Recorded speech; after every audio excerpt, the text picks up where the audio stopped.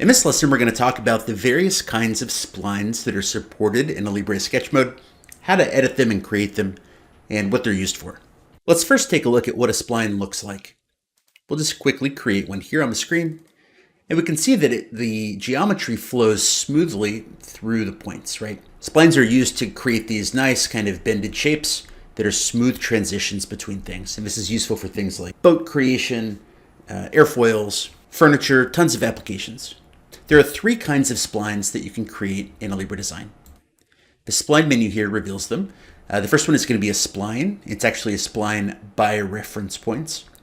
And then you have a spline by control points and a spline by interpolation points. This one is kind of unique, and these two are in the same category, right? So we create and edit the regular spline using one set of techniques, and we create and edit these two guys using a different set of techniques. So let's talk about the first one.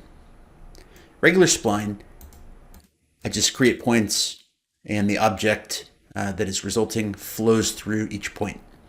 Unlike the other splines, I can move these points in real time. They can be resized if the geometry they're attached to moves, and all of that is kind of nice and handy if you don't need that much mathematical control over what you're making. And oftentimes this tool is perfectly good enough. So the way you create that spline is you go to the spline, you create some points, and then you double click to end and you're done. You edit that spline by just left clicking on any node and dragging that around.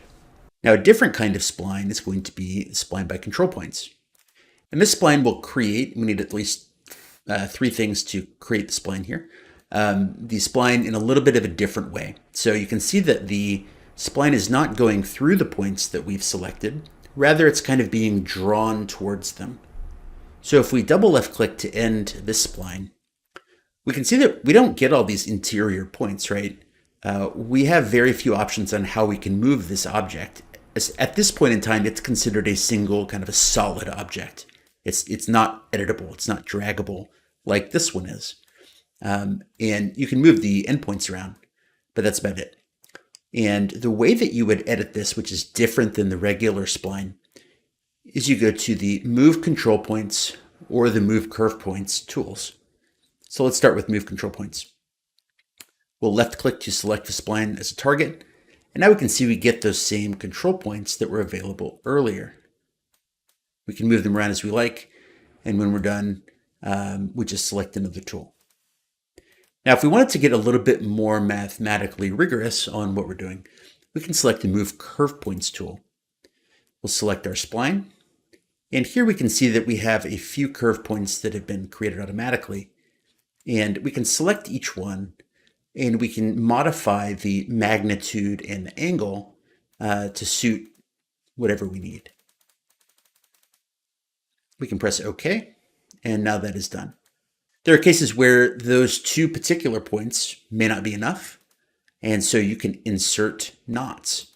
And inserting knots lets you, first you select the target spline, and then we can see, it's kind of hard to see, but I left click there, and maybe I'll add one here, and maybe here. You can see we get these little X's.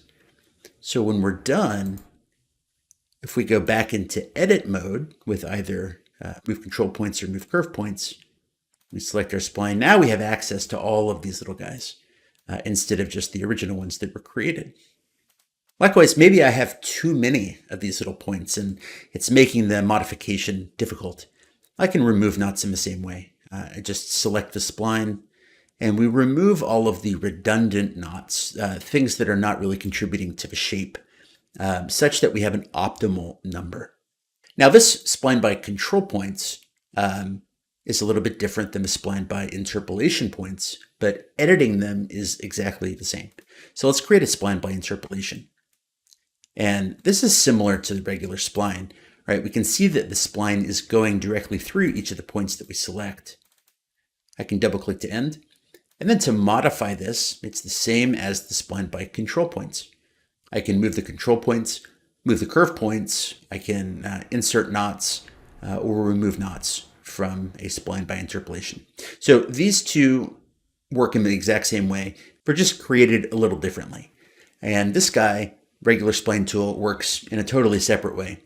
And it's probably the easiest spline to get into if you're first starting out.